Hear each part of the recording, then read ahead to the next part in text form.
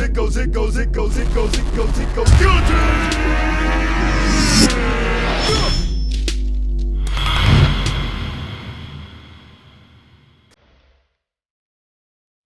Hey guys, it's Video Fletcher, and this is the first commentary that I'm back playing.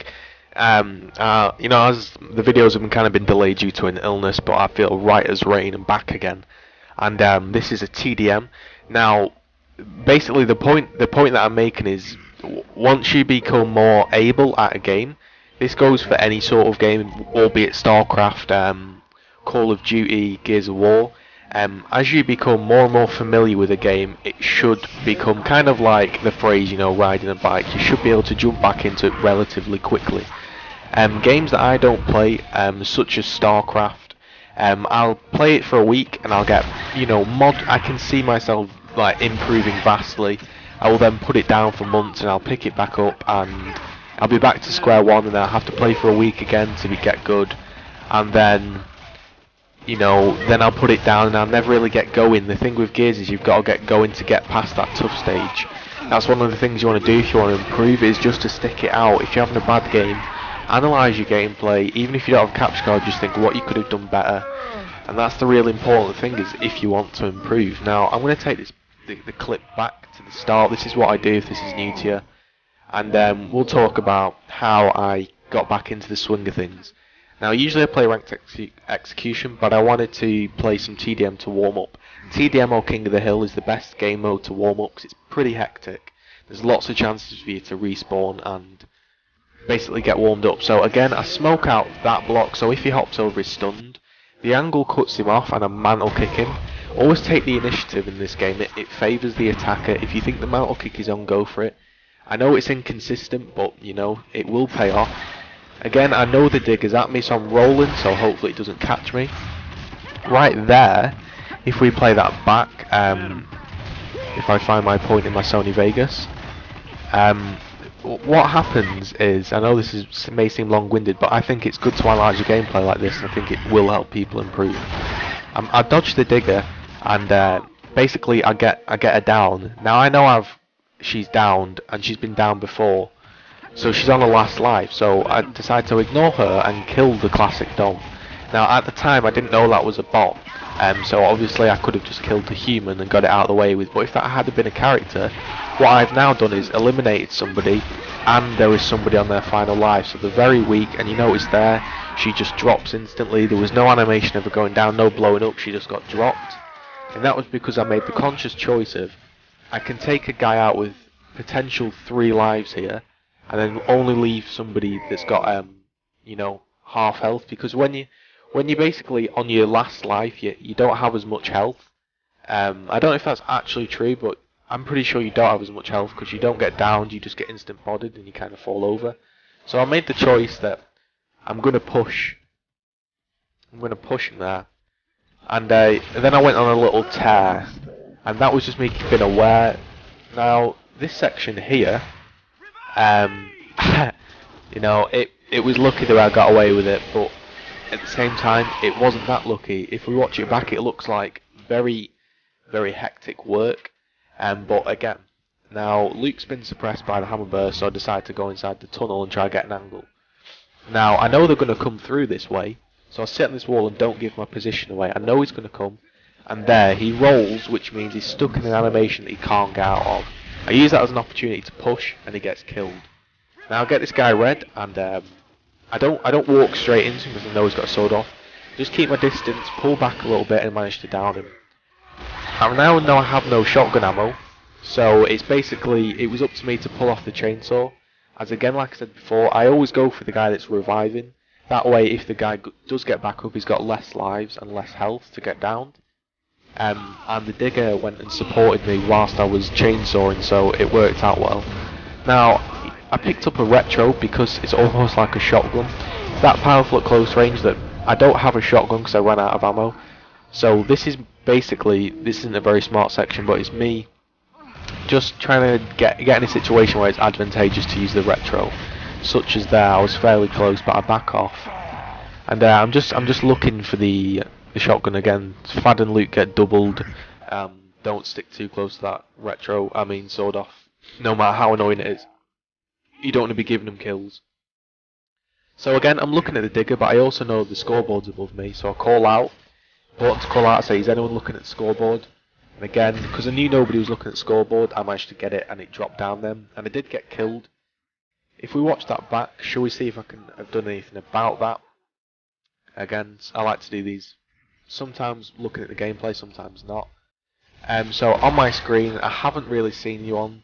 I fired off the digger, I presume I knew she was around there somewhere, and I took out the frag grenades. Now, really, I should have kept out the digger, because if I'm going in close, I want something that can at least instant kill, and if I'd impaled there, we may have traded, and you know, it's better.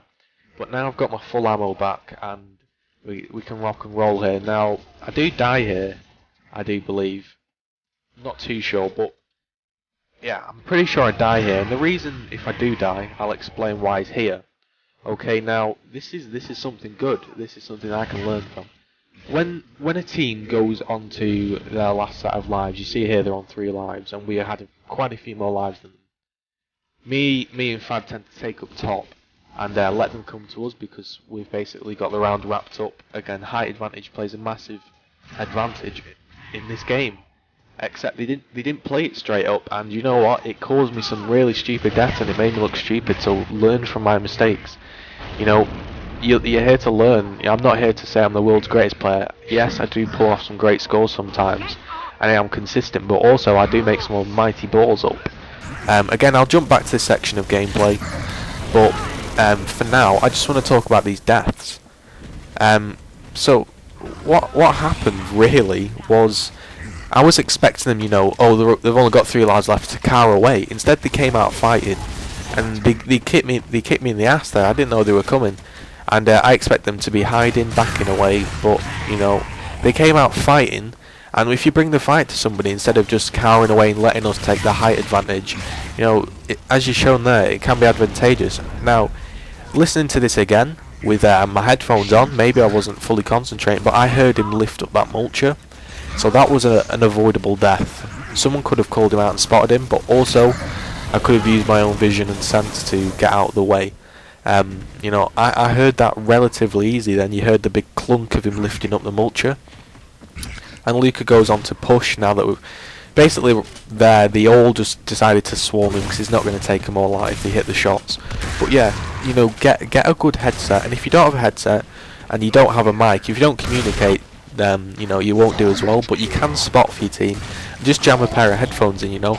I've got a pair of Sennheiser HD201s. They were about 19 quid, and they're some of the best headphones I've ever had. They're awesome, and sound can play a massive part in this. So again, this death here looks ridiculous. It looks like I don't know what I'm doing, and I will learn from this. But also, sometimes you can do it. You'll watch the pattern of our play here. Nobody's with me supporting, so if I sit here long enough, they'll begin to swarm me and angle me off, and I'll have to retreat upstairs, which is just giving them the power weapon. So I decide to try and smoke it. I throw it in a way that it bounces off the wall in between the gaps, and maybe I can stun them all at once. Now push and try pick it up. It's not the smartest to run and try do something like that, but if it had have paid off, I would have basically nullified those 5 people down low. I would have had the torp bow, and we would have had height advantage, and that would have been a very easy setup. So I decided to push because we're kind of happy with 1 life for the risk of getting a torp bow. You know, sometimes if I just sat back, then you know, it could have been that they'd all jumped up top and I'd have lost the torp bow. But I just decided to be a little bit brave and push. Now this guy here, again, he's lancing me off and he's trying to angle me. Again, remember, this isn't my first game on, so I'm a little bit not too aware, and he rolls at me, and I let the guy get his kill there. Again, if we watch that back and we closely analyse our play, we may be able to learn a few things, so let's go ahead and do that now.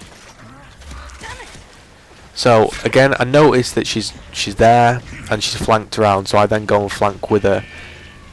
I called her out, I didn't spot her, but I called her out, and now I flanked back behind because I knew she was away from me. and I watch out for that grade. Now I take cover and I presume she's gone this way, and she has. And now because I hit her with that first shot, she's red, and if I hit her again she's dead. I did happen to miss that shot, but I knew she was that red that, you know, if I just concentrated and nailed that second shot, that she would die, and she did indeed. We've now got our lives back up, and we're kind of running riot along the high ground and the low ground. Interestingly enough, I wasn't timing the torque bow, and I didn't even think about when the torque bow was spawning. It spawns 30 seconds after you've last used the bullet, and here, he should have died earlier. What can I say? But if we watch it again, interesting little move that some of you may know, some of you may not, is, you know, get a good angle to get your first shot off. That first shot in this game is so important. You puts you so red. So I don't just charge in there blindly. Fad calls out that he's there, so I go ahead and slide to this cover and hard aim. Now I wait for him to rise up, and again, I've got a free shot, and he's so red, and I'm also behind cover. I could have stayed behind that cover and hard aimed and downed him again, but I didn't want to risk being mantle kicked. Again, they've got the torque bow. What was I saying before? I didn't think about timing the torque bow, and I've given that away.